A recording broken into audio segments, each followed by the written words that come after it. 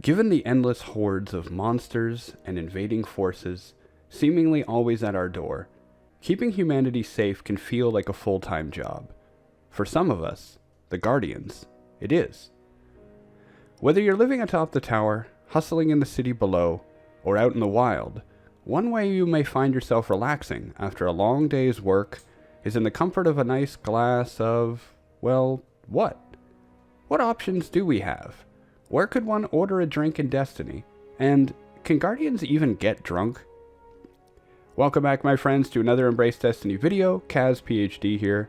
Last time we answered a fundamental question on the Guardian's necessity to eat. Today we're going to continue with our series on examining the life of Destiny more closely, this time talking about that famed subject, alcohol. Now, thanks to the amazing chronicling work of one famed Guardian, Ascendant Cheese, we have a list of every reference to food and drink made in Destiny. We will be using this throughout the series, and I want to thank her for letting us use it and for her efforts. I know you make Ikora and the Warlock Order proud with your work here. For those interested, please see her links in the description below. Examining this archive, we find numerous references to alcohol throughout our universe and timeline. During the Dawning, one of the gifts we attempted to make was eggnog. Of course, the modern era eggnog may differ quite a lot from the pre-Golden Age version, especially since what we made was, at best, classified as almost eggnog.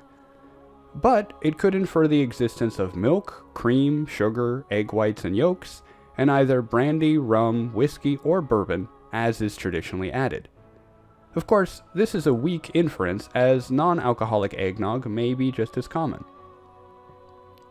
Moving on, we see another reference to alcohol thanks to our hunter friends. The hood of the Spawn cloak has, inscribed on the inside, a quote from Omar Aga, who you may recall as a member of Eris Morn's fire team against Crota, or as a core component of the Xenophage weapon. In any case, the cloak reads, "Tolan cracked the rune, or led us to believe he did. I told him it was either that, or the hive of a hell of a recipe for beer." Omar Aga. So, the casual reference to beer implies that it exists in Destiny and is familiar enough to make a passing comment. This is an important part of the research process where we look not only at the obvious clues, but the subtle ones. Often as we scour the sacred texts, there are subtle hints which provide insight into our world. Hints which can easily be overlooked as either a narrative flourish or bias of the narrator or reader. Note, despite the reference here, we have yet to find out if the Hive do indeed have a recipe for beer. Moving on to more obvious references, we have the tale of the Drifter to consider. In his lore book, A Man with No Name, we learned that the Drifter, under the name Wu Ming, ran a bar at the base of Fellwinter Peak. While I am sure there is quite a variety on the menu, one item which is specifically referenced is malt liquor.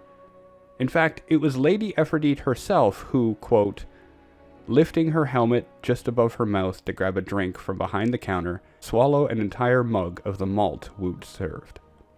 She belched and asked, "Care to join us?" Her smile just beneath the helm was all teeth. Malt is a cereal grain, which can be made into yeast, sugars, and most importantly, beer, whiskey, and certain ales. While unclear what the drink was exactly, Lady Aphrodite's response seems to indicate that it was likely a beer or ale of some kind. But we're not the only ones to enjoy a glass of intoxicating refreshment. No, alcohol in some form seems to be a fairly common practice among our enemies and allies alike. Speaking of which, probably the most notable connoisseur of fine wines this side of the Heliopause is none other than Callus, the Cabal Emperor. If you happen to be invited and visit his Leviathan, you'll see all kinds of references to wine throughout his city ship. Indeed, wine was apparently a fairly common gift to the Emperor back on the Cabal homeworld. The Greaves of Roll armor, which details an assassination which took place in the Cabal capital, refers to wine several times, as violet in color, offered in casks, and well received. Well, except to the target of the assassination, who was offered too much to drink. Overindulgence aside, if Cabal wine sounds like something you'd like to try, you may want to consider what it's made of. Carrying out the adventure Invitation of the Emperor on Nessus, we learned that the Leviathan is actually consuming the centaur Nessus in order to convert its soil into royal wine. Yes, the giant planet-eating city ship sitting above the beautifully hostile, Vex-inhabited world Nessus is consuming the planetoid to convert its soil and base components into alcohol. Callus is apparently so insatiable that only a planetoid's worth of wine will do. So, try it if you want, but you may find it a little gritty. Interestingly enough, while wine has been referenced numerous times in the case of Callus, the only humanity-based references are either poetic, such as seen in the Black Garden Grimoire card, or inferred off the fact that red grapes apparently are grown fresh in the last city, as mentioned in the page Letters in the Dreaming City lorebook. The next time you pay the spider a visit, you may want to cool off down in the Empty Tank Lost sector. Here you'll find quite a bustling bar of activity with music and shanks serving drinks. While tough for the average Guardian to keep a profile low enough to enter the bar without causing the patrons to fight or run, that wasn't too much of a problem for Cade 6. Before the events of Forsaken, Cade and a group of allies infiltrated the Empty Tank Lost sector, looking for the Scorn Barons. However, as many of these plans do, things went south quickly, and as Cade described it, I don't know who tossed the first bottle. Waste of good Reefway slosh, if you ask me. Again, the details here are brief and vague. Slosh is a common enough term for alcohol, and given the setting, it would make sense.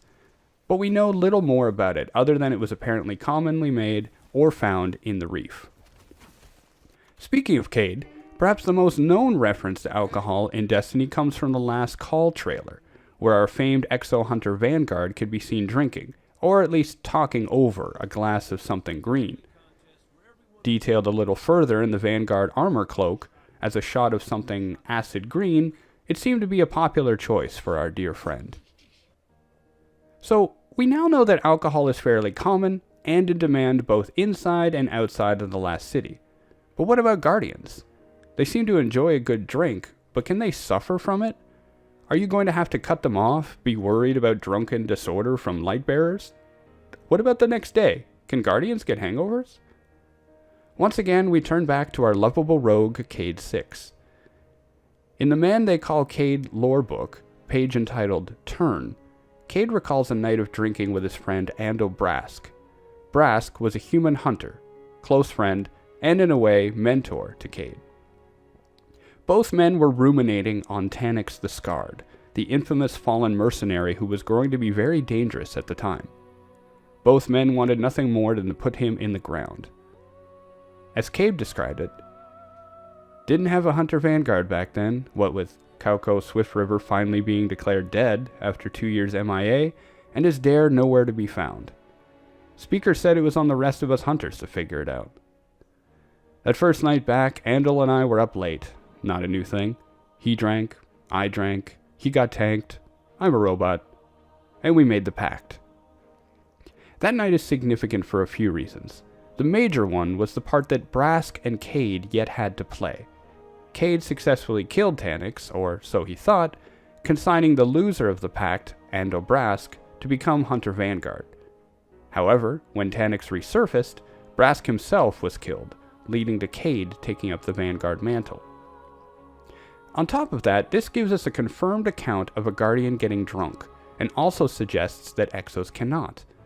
It seems that Guardians, at least human and likely awoken, not only enjoy a stiff drink, but can become intoxicated. This means that a Guardian's body operates similarly to a mortal's. While potentially obvious to some, a variation of this question, can Guardians blank, or do Guardians need to blank, comes up often as we study our Lightbearers. Their abilities and adventures are so extraordinary that it does beg these questions. Before entries such as this, one could have assumed that Guardians were a light-filled vessel, even likening to a zombie, only needing the traveler's grace and not susceptible to the same dangers or temptations as the rest of the last city. I do want to revisit Cade's statement. He says, Brask got tanked, I'm a robot. Here he's implying that he can't get drunk because he is an exo. He doesn't have a liver or blood to corrupt with alcohol. However, I would like to postulate that it is possible for an exo to get drunk, or to at least appear to be drunk. How, you ask? Consider DER and the placebo effect. As we discussed earlier in a previous video, DER, or dissociative exomind rejection, is, according to Clovis Bray, a strong negative side effect of putting a consciousness in a robotic body, wherein a person can eventually have a mental breakdown as a result of the trauma of living in a synthetic frame. Bray went on to detail that exos are programmed with certain humanisms, characteristics which make them act or feel more like an organic, allowing the exo to avoid DER. This would explain why exos eat and drink feeling the same urge to do so that we all have. However, this could also potentially lead to an exo exhibiting the same symptoms of being drunk through the placebo effect.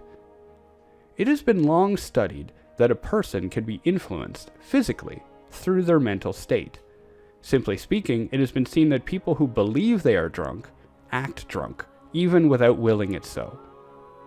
People given non-alcoholic drinks but told they are alcoholic have been shown to exhibit signs of memory loss and poor cognitive and motor ability, similar to the effects of drinking alcohol.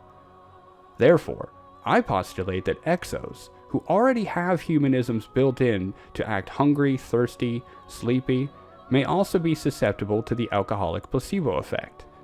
In essence, an exo who thinks they are drunk may show signs of it.